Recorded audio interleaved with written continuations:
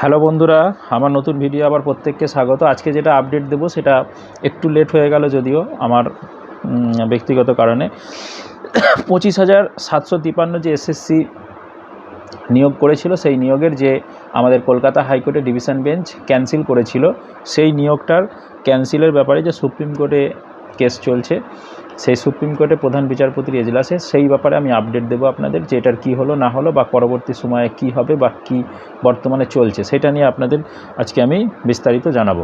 Video শুরু করার আগে প্রত্যেককে একটা রিকোয়েস্ট, যারা নতুন আছেন অবশ্যই চ্যানেলটা সাবস্ক্রাইব করবেন, বেল আইকনটা অন করবেন এবং অল নোটিফিকেশানটা অন করে রাখবেন, তাহলে এই ধরনের তথ্য দ্রুত আমার চ্যানেলে আপনারা পাবেন। তো চলুন ভিডিওটা শুরু করা যাক। প্রথম হচ্ছে, যেটা আপনারা জানেন যে এটা অলরেডি ডিভিশন বেঞ্চে যখন হেরে যায় তখন এটাকে নিয়ে সুপ্রিম কোর্টে বিভিন্ন এসএসসি বা সরকার পক্ষ এটা চলে যায় এবং সেখানে শুনানির পরবর্তী পর্যায়ে যে প্রধান বিচারপতি জানান যে এটা প্রত্যেক পক্ষের আমার কথা শোনার দরকার এবং বিস্তারিত শোনার দরকার, এবং সেটা প্রথম একটা দুটো হিয়ারিংয়ে যেটা অর্ডার দিয়েছিল সেটা হচ্ছে, এটা 5খানা টোটাল পক্ষ আছে, সেই 5টা পক্ষকে বলেছিল আপনারা আপনাদের প্রত্যেকে এফিডেভিট জমা দেন। সেই 5টা পক্ষ হচ্ছে ওয়েস্ট বেঙ্গল গভর্নমেন্টকে বলেছিল, এসএসসি বোর্ডকে বলেছিল, চাকরি না পাওয়া যারা ক্যান্ডিডেট মেন পিটিশনার তাদেরকে বলা হয়েছিল, এবং 4 নম্বর হচ্ছে যাদের চাকরি গেছে মানে এই 25,753 যে ক্যান্ডিডেট তাদেরকে, এবং 5 নম্বর হচ্ছে সিবিআইকে তাদের রিপোর্ট জমা দিতে বলেছিল। এবং এই 5টা পক্ষই তারা অলরেডি এটা রিপোর্ট জমা দিয়েছে, এবং সেই রিপোর্টটা এত বিস্তারিত এত বৃহৎ যে সেটা প্রায় কম বেশি 10,269 পৃষ্ঠার একটা রিপোর্ট তৈরি হয়।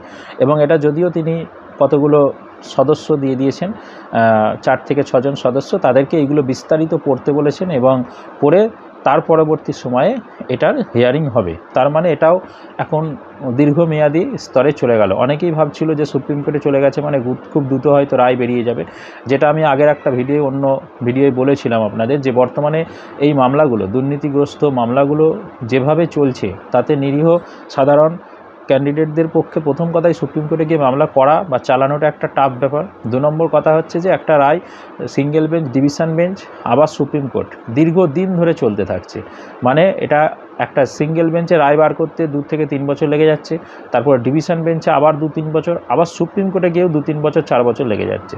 তার মানে একটা মানে কি বলবো, যিনি বঞ্চিত হচ্ছেন তিনার বিচার পেতে পেতে তিনার হয়তো লাইফটাই শেষ হয়ে গেল, চাকরির জীবনটাই শেষ হয়ে গেল, এরকম একটা পর্যায়ে মানে হতে চলেছে। যাই হোক, তবু আমাদের সংবিধানের নিয়ম অনুসারে এগুলো হচ্ছে, তো সেখানে কিছু কারোর বলার নেই, কারোর কিছু করারও নেই।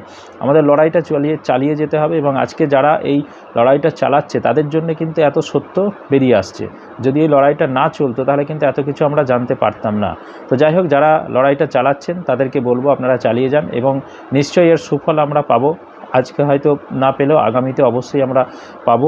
এবং এই মামলার পরবর্তী হিয়ারিং কবে হবে সেটা এখনও নির্ধারিত নেই, ঠিক আছে, যে এই দিনকে কি ওই দিনকে, কারণ এটা শুনানির পরবর্তী সময়ে মানে প্রধান বিচারপতি তিনি ডেট দেবেন। এবং আমার অনুমান ব্যক্তিগত যে মিনিমাম এটা পূজার আগে আর হবে বলে আমার মনে হয় না, নভেম্বর ডিসেম্বর বা পরের বছরেও পর্যন্ত চলে যেতে পারে। এই হচ্ছে বাস্তব ঘটনা।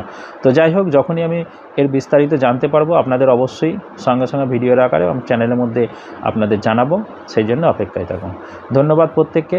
যদি ভিডিওটা ভালো লেগে থাকে বা আমার এই তথ্যগুলো আপনাদের ভালো লেগে থাকে, একটা লাইক করবেন, কমেন্ট করবেন এবং আপনার বন্ধুদের মধ্যে এটা অবশ্যই শেয়ার করবেন। ধন্যবাদ।